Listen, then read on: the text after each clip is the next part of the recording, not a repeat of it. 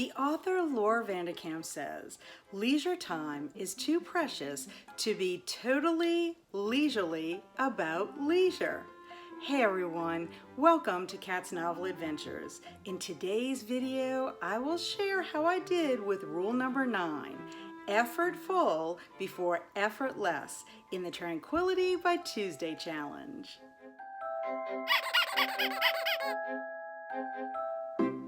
Everyone has some leisure time, even the busiest of people.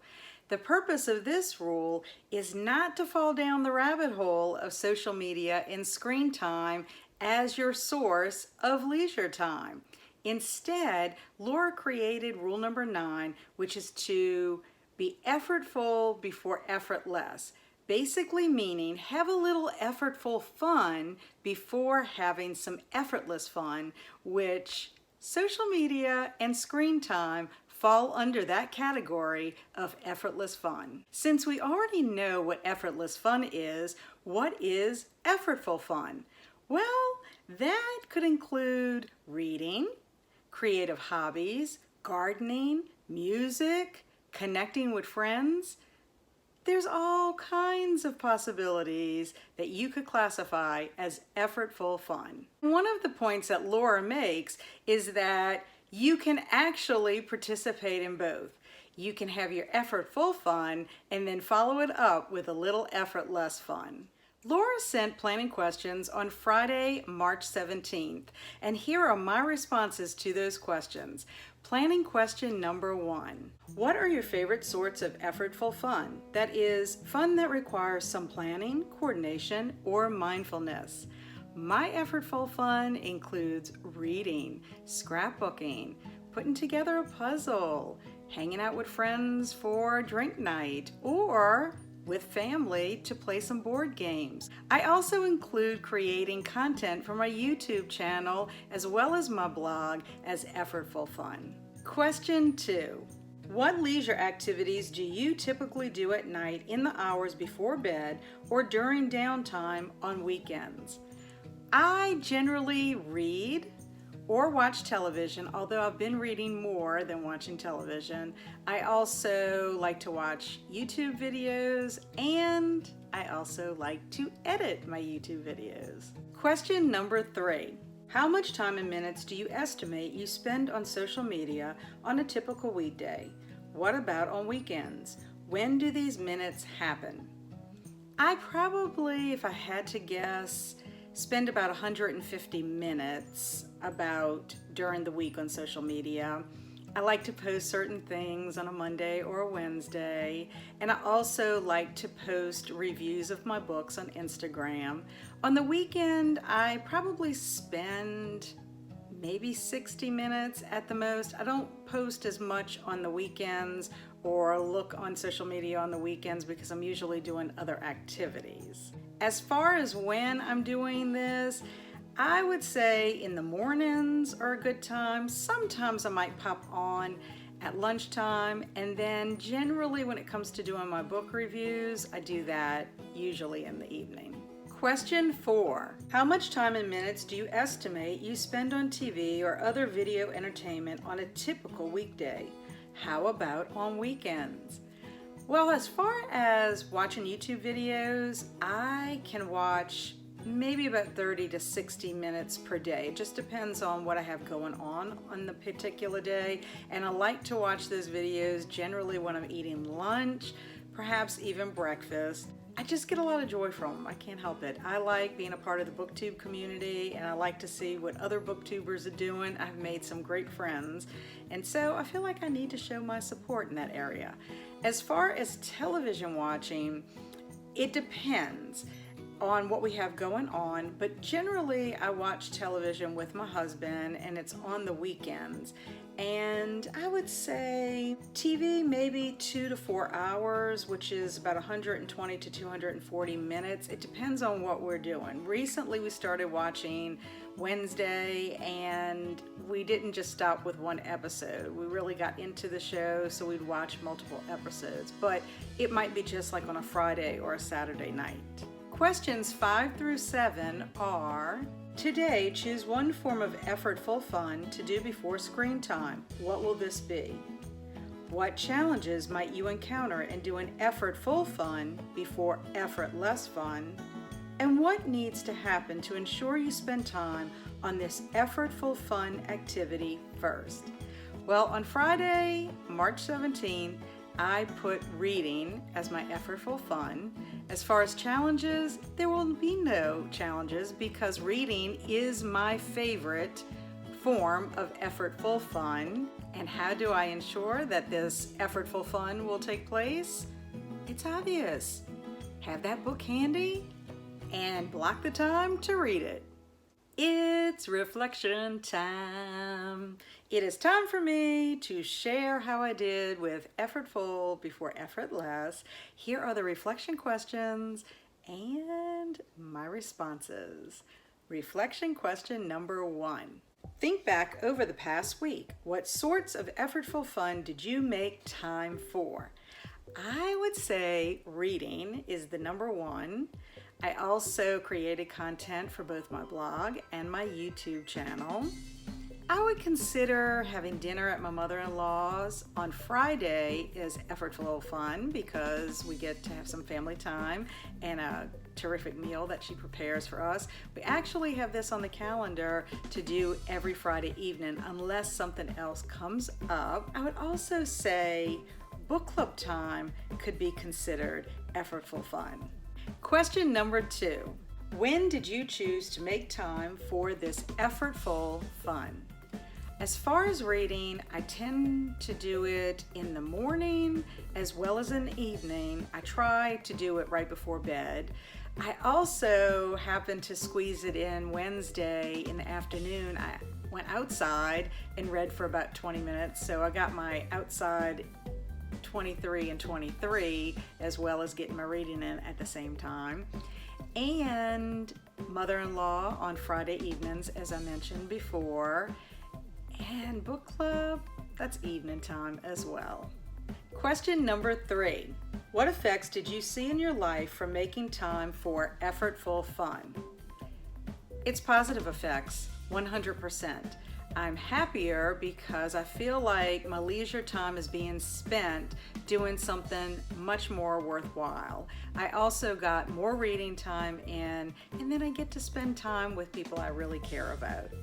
Reflection questions 4 through 6 have to do with challenges, and they are: what challenges did you face while trying to do effortful fun before effortless fun? How did you address these challenges? If you modified this rule, how did you do so? My biggest challenge with this rule is that I tend to scroll for a few minutes after I post something on social media. As far as how I handled the challenge, I try very hard to only do it for a few minutes because I have to record that in my time log. And I also try to avoid social media right before bedtime because then I could go down the rabbit hole. As far as YouTube videos, I will try to watch them when I'm eating lunch or possibly even sometimes at breakfast, but I also listen to YouTube videos as well while I'm doing other kind of activities like unloading, loading dishwasher, maybe folding clothes. As far as modifying the rule, I did not modify it. Question number 7. How likely are you to continue to do effortful fun before effortless fun? Very likely, especially since I have been incorporating this rule in my life pretty much on and off since I did the original study back in the spring of 2021. I really like this rule. It helps you to be a little more intentional about how you want to spend your leisure time. If you tend to be someone that is struggling with spending too much time on social media, I would recommend this rule, and I would also recommend checking out Catherine Price's book, How to Break Up with Your Phone. I discovered Catherine Price and this book when I heard her in an interview on the Happiness Lab. She has a 30-day challenge on how you can break up with your phone. Doesn't mean you have to get rid of your phone, and it also doesn't mean that you can't spend some time on social media. It helps you choose effortful fun before effortless fun. Now it's time to see how I did with the other 8 rules of the challenge. And the first rule is, did you observe a bedtime this past week? Yes, yes, yes. And I should get an A++ because I was in bed on time 6 out of the 7 nights. So let's take a look at how well I did this week. Finally, with rule number 1. As you can see, I was in bed every night on time except for Monday. I got in bed at 10:50, but believe it or not, I was up reading The Voyage of the Frog. So I have a good excuse. I was trying to finish reading this book so I could get it done for my middle grade March. And every night except for Friday night and Saturday night, I read right before bed. On Friday night, I worked on a book review, and on Saturday night, I was watching Wednesday with my husband. Rule number 2, plan on Friday. Yes, I planned on Friday after dinner. Rule number 3, move by 3 p.m. Yes, I actually walked in my backyard 4 times this week. I'm very excited that I at least got in some time. It was minimal, but at least I got it done. So let's take a look at my times and the days that I did it. Monday, I got 15 minutes at 2:30. Tuesday, 10 minutes at 10:05. Wednesday, 15 minutes at 1:40.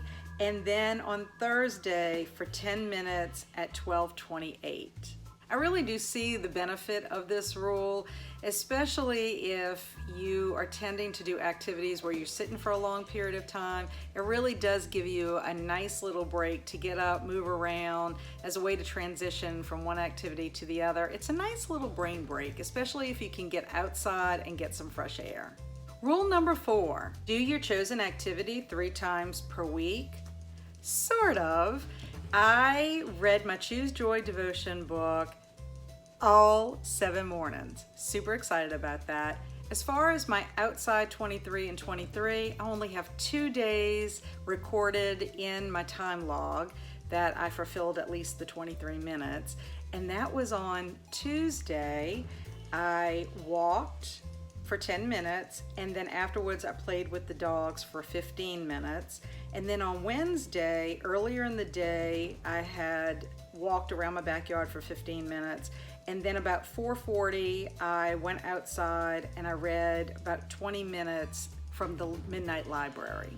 Rule number 5, create a backup slot. I actually had 2 backup slots this week.